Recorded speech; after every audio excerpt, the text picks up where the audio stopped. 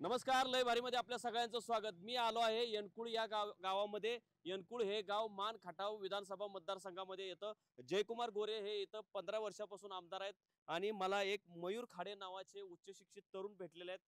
अशा उच्च शिक्षित तरुणांसोबत म्हणजे हेच खरे देशाचे नागरिक असतात. अशा लोकांसोबत मला चर्चा करायची आहे. मी यापूर्वी शेतकऱ्यांशी, महिलांशी, भरपूर लोकांशी बोललो. मी आता उच्च शिक्षित तरुण मयूर खाडे यांच्यासोबत बोलणार आहे. मयूरजी, मला सांगा, तुमचे आमदार जे आहेत जयकुमार गोरे 15 वर्ष आमदार आहेत. तुम्ही 15, 20, 25 वेळा तरी त्यांना भेटला असणार. माझी एकदा पण गाठ नाही त्यांच्याशी. 15 वर्षात नाही. असं कसं काय? काय गाठच नाही कारण ते इलेक्शन आले तरच येतात. बर. आणि आता तुम्ही बघितलं तर कातरखाटा ओडज रोड आहे का नाही, हं. तर त्या ठिकाणी 4 वर्षात हं. मी असं बघतोय, असं म्हणजे ते 15 वर्षापासून आमदार आहेत, हं. पण एकदा सुद्धा रोड चांगला नाही त्यांच्या. मान तालुक्यात गेलं की चांगला रोड आहे, पण आमच्या खटाव तालुक्यात आलं का नाही नाही, मानमध्ये सगळे. बी शिमगा भरपूर आहे. हा, हं. पण आमच्या इथलं सांगतो आता, आम्ही मानमधलं नाही पण खटाव मधलं तर सांगतो, रोड पूर्ण खराब आहेत. बर. आणि आता इलेक्शन आलं, फक्त खड्डं मुजवायचं काम चाललंय. बर. आताशी त्यांनी खड्डं मुजवायचं, ते पण 6 महिने टिकतील आणि पूर्ण खराब होतील. वडूज वडूज कातरखाटा रोड आजपर्यंत 4 वर्ष कधीच लक्ष दिलं नाही, पण आता इलेक्शन जवळ आले त्यामुळे त्यांनी आता खड्डं मुजवायचं काम चालू केलंय. आता आमच्या एमको रोडला पण तेच काम चालू आहे. बर. 6 महिने इलेक्शन झालं की खड्डं परत उकरणार आणि परत हे होणार त्यांचं. म्हणजे आता एवढं. आणि शिक्षण क्षेत्राचं पण तुम्हाला नाही सांगतो. नाही, मला हे सांगा की तुम्ही आता तरुण आहात, हम्म. तर तुम्ही काय करता, पहिलं नोकरी व्यवसाय काय करता? व्यवसाय, मी प्रायव्हेट कंपनीमध्ये आहे, शेती औषधाची कंपनी आहे त्यामध्ये. मग असे तुमच्यासारखे लोक, त्यांनी व्यवसाय करावा, त्यांनी उच्च शिक्षण घ्यावं, म्हणून त्यांनी जयकुमार गोरेंनी काय त्यांचा आमदार फंड काय ठिकाणी दिला असेल, काय परिषदा घेतल्या असतील, वेगवेगळे विद्वान तज्ज्ञ लोक कधी आणले असतील, मोठमोठ्या परिषदा मान, त्याला तर काय पैसे द्यावे लागत नाही, ते त्यांनी नक्कीच केलं असेल. काही काही तसलं काही केलं नाही. हं. सगळं बोगसगिरी चालू आहे. हं. आणि जिथं तिथं, म्हणजे तुम्ही कुठल्याही विभागात जावा, शिक्षण विभागात जावा, पोलीस डिपार्टमेंट जावा, पूर्णपणे आमदाराचा दबाव, सगळ्या प्रशासनावर आमदाराचा दबाव आहे. आमदार म्हणेल तीच पूर्व दिशा. त्या दिवशी मी एका ठिकाणी गेलो पंचायत समितीत.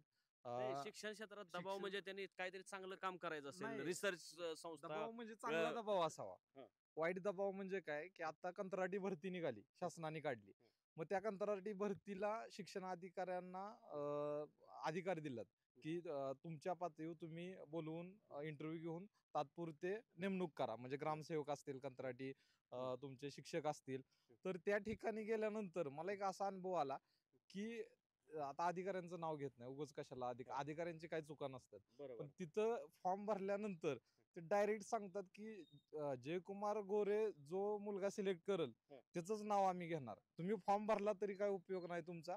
त्यांनी बापरे. सांगेल त्या लिस्ट यादीमध्ये तुमचं नाव येणार. बर. म्हणजे अशा पद्धतीने उत्तर भेटतात. बर. म्हणजे पूर्णपणे त्यांनी हातात कारभार घेतलाय. म्हणजे हं. हं. चांगल्या गुणवत्तेचा मुलगा तिथं जाणारच नाही. म्हणजे त्यांची चाटुगिरी करणार किंवा त्यांच्याजवळ त्यांच्या कार्यकर्त्याचीच फक्त काम होणार, बाकीचे कुणाचीच काम होणार नाही. बर. अशा पद्धतीने खूप पण त्यांचे कार्यकर्ते तुमच्यासारखे असे उच्च शिक्षित, व्यावसायिक, विद्वान, साहित्यिक वगैरे असे असतील की कार्यकर्ते त्यांचे?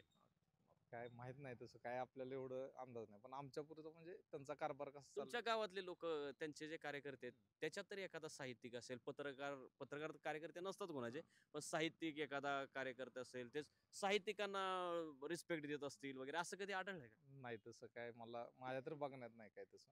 बर. हम्म. त्यांचे कार्यकर्ते काय करतात? काय माहित नाही तसं काय हं. काय करतात काय आता. हं. एवढं काय आपल्याला माहित नाही, पण आम्हाला जो अनुभव आला आतापर्यंतचा रस्त्याचा असेल किंवा ह्याच्यात, पूर्णपणे दबाव खूप आहे. आणि प्रशासना प्रत्येक ठिकाणी साधी जरी केस जरी गेली ग्रामपातळीवर, तरी आमदार साहेब लगेच लक्ष घालणार आहेत. आमचा कार्यकर्ता ह्याला सोडून, म्हणजे चुकीचं काम केलं असलं तरी हे करणार. म्हणजे म्हणजे त्यांच्या कार्यकर्त्याला सोडून देण्यासाठी पोलिसांवर दबाव हा, आणतात. दबाव आणतात, हे आणि करतात आणि दुसऱ्याचा कार्यकर्ता, विरोधकांचा आणि कार्यकर्ता असेल तर? सगळे वाळू माफिया ही सगळं सगळं त्यांच्या हातात आहे. म्हणजे सगळं शासनाची पूर्णपणे यंत्रणा त्यांच्या हातात आहे. आणि फक्त दादागिरी, दंडलशाही चालू आहे आता सध्या, बाकी काही नाही. आणि काही विकास नाही आणि काही नाही. पाणी बिणी आणले आमच्या इथं 2 महिन्यापूर्वी प्यायला पाणी नव्हतं. बर. एप्रिल मे, आणि ते नुसतं गवगाव करतात, पाणी आणलंय, हे आणलंय, ते कर. मी तर आतापर्यंत पाणी बघितलं नाही त्यांनी कुठं आणलेलं. बर. मग ते म्हणले असतील तिकडं आणलंय कुठं, पण आमच्या इकडे तर अजून पाणी आलं नाही. बर. मग तुम्ही असं बाहेर जाता, वेगवेगळ्या गावांमध्ये जात असाल, तुमच्यासारखे मित्रमंडळी भेटत असाल, तुम्ही असं कौतुकाने, अभिमानाने कधी सांगता का, आमचे आमदार जयकुमार गोरे आहेत वगैरे असं बोलता का? नाही, आम्ही कधीच सांगत नाही, कारण आम्हाला त्या व्यक्तिशा ते चांगले असू शकतात, हा. पण तो विचार त्यांचा पटत नाही आम्हाला, त्यामुळे त्या विचाराशी आम्ही कधीच सहमत नसणार आहे. कसला विचार आहे त्यांचा? विचार म्हणजे पूर्णपणे दंडीलशाही, गुंडशाही आणि काही कामं नसली केली तरी छाती ठोकपणे सांगणे की कामं केली. बर. खोटं बोलणे, खोटं बोलायचं पण रेटून बोलायचं. अशा पद्धतीनं आणि दुजाभाव करणे, प्रत्येकाची कामं न करणे. स्वतःचे जे ओळखीचे आहेत ते त्यांचीच कामं करणे. आपला कार्यकर्ता वगैरे गेला तरच काम करणे. दुसऱ्या कार्यकर्ता किंवा सामान्य एखादा आला तर काम अजिबात होत नाही. मी आता एका शिक्षकांसोबत बोलणार आहे. त्यांचं नाव आहे काय नाव? मारुती एकनाथ खाडे. ते निवृत्त शिक्षक आहेत. तर मी त्यांच्यासोबत काही गप्पा मारणार आहे. खाडे साहेब, मला सांगा, तुम्ही शिक्षक होता. तर हे जे आमदार जयकुमार गोरे आहेत ते 15 वर्ष, तब्बल 15 वर्ष आमदार आहेत. तर त्या 15 वर्षात त्यांनी शिक्षण क्षेत्रात फार उदात्त कार्य केलं असेल. तर त्यांनी केलेलं शिक्षण क्षेत्रातलं जरा मला उदात्त कार्य सांगा. त्यांनी काही PhD सेंटर उघडले असतील, संशोधन केंद्र स्थापन केले असतील, सर्व शिक्षा अभियान मोठ्या प्रमाणात राबवलं असेल. अटल बिहारी वाजपेयींची ती योजना होती, सर्व शिक्षा अभियान. ती योजना अटल बिहारी वाजपेयींची आहे म्हणून त्यांनी पुढे नेण्याचा प्रयत्न केला असेल. तर त्यांचं हे उदात्त कार्य जरा मला सांगा. शिक्षण क्षेत्रामध्ये काम केलं ते शरदचंद्र पवार साहेब यांनी. बर. कारण शिक्षकांना अनेक वेतन आयोग त्यांनी मिळवून दिले. बर. त्यामध्ये पगाराच्या बाबतीत किंवा शाळांच्या इमारतीच्या बाबतीत, राहण्याच्या बाबतीत सर्व सोयी नियुक्त अशा त्यावेळेला शालेय शिक्षण त्यांनी दिलं. अनेक सोयी वगैरे केल्या. तर शिक्षण क्षेत्रामध्ये तसं बोलायचं झालं तर गोऱ्यांनी काहीच केलं नाही. गोऱ्यानं काहीच केलं नाही. जयकुमार गोरे यांनी काहीही केलेलं नाही. बर. नुसत्या गप्पा मारणे, जाहिरात करणे आणि आश्वासन देणे हा. यापेक्षा त्यांनी कुठलाही उद्योग केलेला नाही. म्हणजे ते- अटल बिहारी वाजपेयी यांची सर्व शिक्षा अभियान या योजनेत सुद्धा त्यांनी काहीच केलं नाही. काहीच केलेलं नाही त्यांनी. त्यांना सर्व शिक्षा अभियान योजना ही अटल बिहारी वाजपेयींची योजना हे तरी माहित आहे का? आता सर्व शिक्षा अभियान योजना त्याला माहिती आहे का नाही कोणाच ठाऊक. हा. शिक्षकांना तर निश्चित माहित आहे, बर. पण त्यांनी निश्चित काही केलेलं नाही त्या बाबतीत. बरं, आता अटल बिहारी वाजपेयी ठीक आहे, ते आता नेते नाहीत, त्यांचे नेते पंतप्रधान नरेंद्र मोदी आहेत. तर नरेंद्र मोदींची ती कौशल्य शिक्षण फार आवडती योजना आहे. कौशल्य शिक्षणासाठी त्यांनी बरंच काही केलं असेल जयकुमार गोरेंनी, कारण एवढे बेरोजगार पोरं पडलेत. त्यांना कौशल्य शिक्षण दिलं तर काहीतरी हाताला रोजगार मिळेल. तर त्यासाठी तर नक्कीच काहीतरी केलं असणार. नरेंद्र मोदी यांनी तसं पाहिलं तर व्यक्ती ती चांगली, हं. पण लोकांच्यासाठी शिक्षणासाठी तसं काही केलेलं नाही. हो. आता मी सातारा जिल्हा सेवानिवृत्त संघटनेचा अध्यक्ष आहे. बर. अनेक निवेदनं पाठवली, कुणाला? राज्याला अनेक निवेदन दिली. या त्यांना- महायुती सरकारला माहिती आणि सरकारला. अगोदर देवेंद्र फडणवीस सरकार. आणि देवेंद्र फडणवीस यांना सुद्धा दिली. हं. नरेंद्र मोदी यांना सुद्धा आम्ही निवेदन दिली, पण त्याची कसलीही प्रतिक्रिया, हं. साधं उत्तर आम्हाला कसल्याही प्रकारचं दिलं नाही. त्याचा कुठलाही विचार केलेला नाही. म्हणजे शिक्षणाबाबतीत ते सगळे उदास आहेत. त्यांना काही देणं घेणं शिक्षणात पडलेलं नाही. बर. अशी सध्याची शिक्षणाची अवस्था आहे. शिक्षण क्षेत्रासाठी भाजप चांगलं का हे आपलं काँग्रेस राष्ट्रवादीवाले चांगले? शिक्षण क्षेत्रासाठी भाजप नुसतं आश्वासन देते, हं. पण प्रत्यक्ष कार्यवाही ही महाविकास आघाडी किंवा जे काँग्रेस सरकार पहिलं होतं त्यांनीच या शिक्षण क्षेत्रामध्ये अतिशय भरीव कामकाज केलेलं आहे. हे निश्चित आहे. हे मला काय म्हणायचे की जयकुमार गोरे यांनी समजा शिक्षक आहेत, त्यांच्या कधी परिषदा वगैरे घेतले का, किंवा त्यांच्या परिषदाला ते गेले का? काही शिक्षकांच्या समस्या कधी जाणून घ्यायचा प्रयत्न केला का? शिक्षकांविषयी, मान खटावमधल्या शिक्षकांविषयी कधी विधानसभेमध्ये काही प्रश्न मांडले का? शाळा चांगल्या होत म्हणून काही मांडले का? शाळा डिजिटल व्हाव्यात म्हणून काही प्रश्न मांडले का? परवा आम्ही हिवाळी अधिवेशन आणि पावसाळी अधिवेशन या अधिवेशनामध्ये तारांकित प्रश्न करावा म्हणून संघटनेच्या वतीनं एक केंद्र प्रमुखांच्यावर झालेला अन्याय, शिक्षकांच्यावर झालेला अन्याय, मुख्याध्यापकांच्यावर झालेला अन्याय तो दूर करावा अशी आम्ही सर्वांना पत्र दिलती. बर. त्या ठिकाणी जयकुमार आम्हाला- गोरेंना दिलं होतं का? त्यांनाही पत्र दिलतं. बर. त्यांच्या समक्ष जे आमदार आहेत महाराष्ट्रामधले त्या सगळ्यांनाच आम्ही ते पत्र दिलं होतं.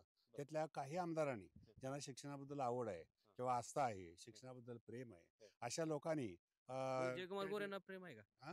जयकुमार त्यांनी त्यांच्या आयुष्यात कधी शिक्षणाचा विषय घेतलाच नाही. शिकलेत का तरी ते?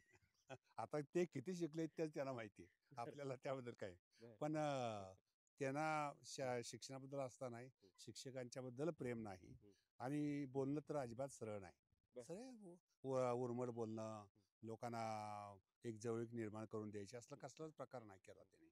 त्यामुळं त्यांच्या शिक्षणाबाबतीत त्यांना काय त्यांचा विषयच काढणं बरोबर नाही असं आम्हाला वाटतं. आपण बघू शकता की जे जयकुमार गोरे किंवा त्यांचे चमचे सतत बोंबलत असतात. तुम्ही एकांगी बातम्या लिहिता, एखादे व्हिडिओ. आता हे काय शिक्षण क्षेत्रातले ग्रस्त आहेत, ते एका संघटनेत काम करतात. तर त्यांनी सांगितलं जयकुमार गोरे यांचं काय उदात्त कार्य आहे. तर मला काय म्हणायचे, समजा जयकुमार गोरेंना मी यापूर्वी आवाहन केलं की तुम्ही मला जाहीर मुलाखत द्या, मी तुमची मुलाखत घ्यायला तयार आहे. तर मी आता तुम्हाला आणखी आवाहन करतो, कदाचित तुम्हाला भीती वाटत असेल समोर यायला. पण माझं म्हणणं आहे की नरेंद्र मोदी, बाकी सगळे जाऊ द्या, नरेंद्र मोदी यांच्या कौशल्य शिक्षण या मोहिमेमध्ये जयकुमार गोरे तुम्ही जर काही केलं असेल, काय 4-5 संस्था उभ्या केल्या असतील या मान खटावमध्ये, तर जरूर मला सांगा.